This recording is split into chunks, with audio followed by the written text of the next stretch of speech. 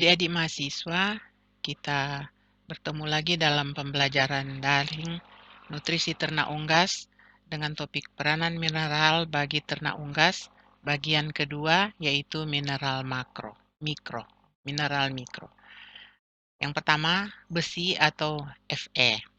Fungsi utama adalah bergabung dengan protein dan tembaga membentuk hemoglobin. Dan fungsinya adalah transport oksigen dari paru-paru ke jaringan yang membutuhkan. Penting pula untuk pembentukan mioglobulin untuk mengangkut O2 di dalam otot. Keseimbangan antara Fe, Zn, dan kuprun penting untuk menjaga dan mencegah tiroidisme.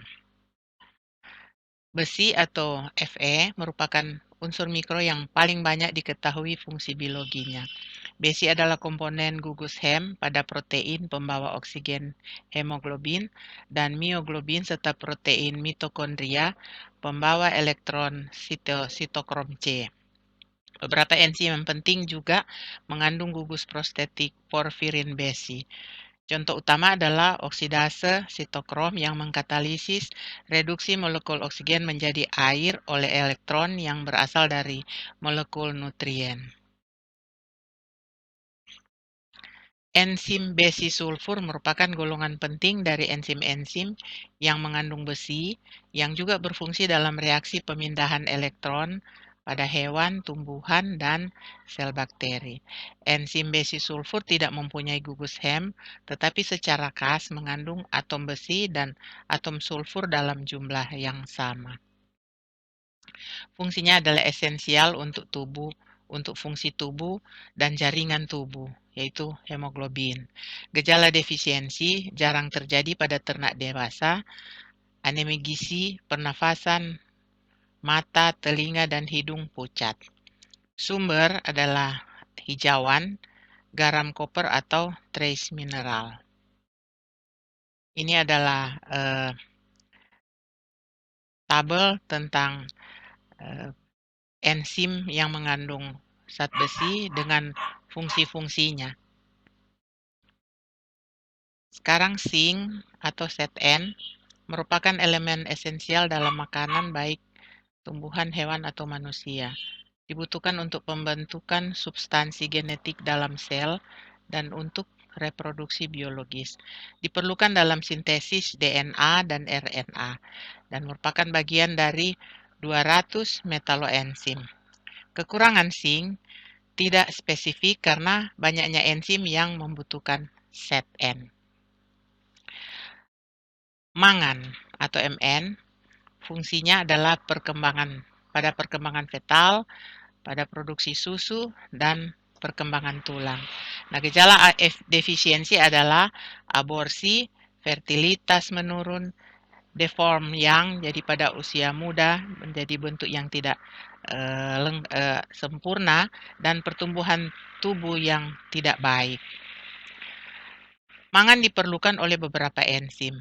Enzim arginase yang menghidrolisis arginin menjadi urea suatu produk akhir metabolisme gugus amino mengandung Mn2+ yang terikat kuat yang penting bagi aktivitas enzim. Mangan 2+ juga berperan sebagai kofaktor beberapa enzim pemindah fosfat dan di dalam reaksi enzimatik yang menghasilkan oksigen selama fotosintesis tumbuhan di dalam kloroflas. Sekarang koper atau Cu. Fungsinya adalah terdapat dalam jaringan hewan supaya zat besi digunakan dengan baik. Berfungsi dalam pembentukan hemoglobin dan dalam sintesis keratin untuk pertumbuhan wool. Gejala defisiensi adalah pigmentasi bulu kurang baik, pertumbuhan wool yang tidak baik, dan anemia. Sumber-sumbernya adalah dalam hijauan dan garam-garam koper.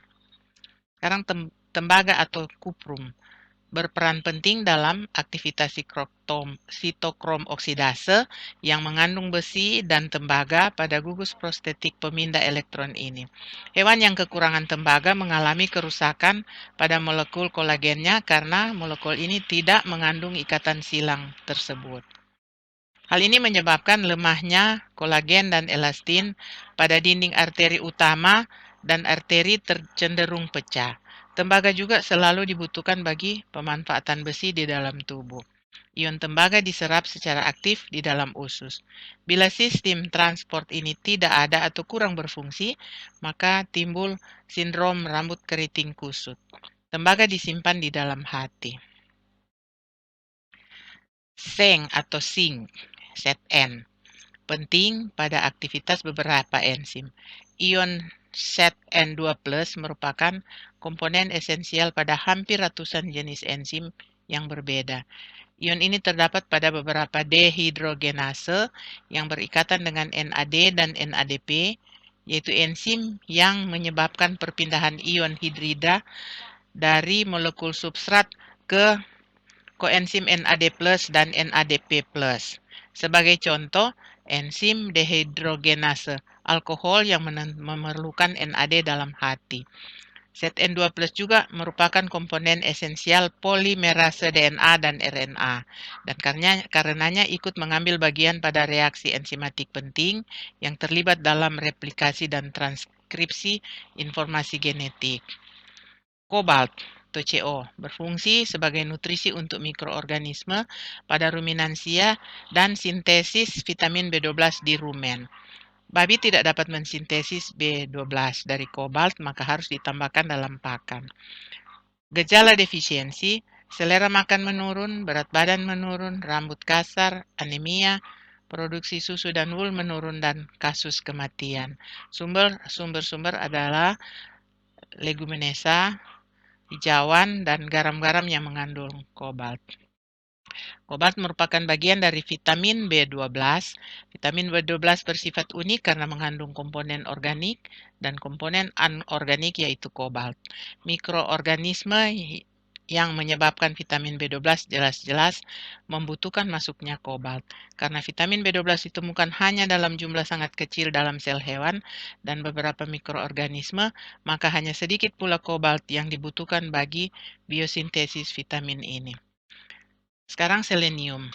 Selenium adalah unsur mikro dan juga racun. Selenium dalam bentuk selenit dan selenat telah bertahun-tahun diketahui bersifat sangat beracun terhadap sapi yang digembalakan di daerah Montana dan Dakota, dan juga di daerah lain di mana garam selenium terdapat secara alamiah dalam jumlah besar di dalam tanah. Molybdenum dan vanadium ditemukan berfungsi pada sisi aktif dehidrogenase flavin tertentu. Contoh enzim oksidase xanthin yang katalisis oksidasi purin tertentu menjadi produk ekskresi asam urat. Memiliki gugus prostetik FAD dan juga mengandung molybdenum dan besi sebagai komponen esensial lainnya.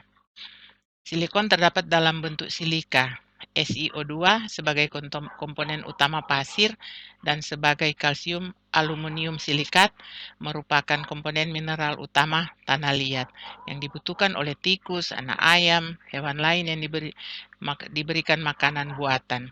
Fungsi silikon belum diketahui, tapi mineral ini terdapat dalam konsentrasi tinggi pada tulang dan jaringan pengikat hewan, agaknya dalam bentuk organik.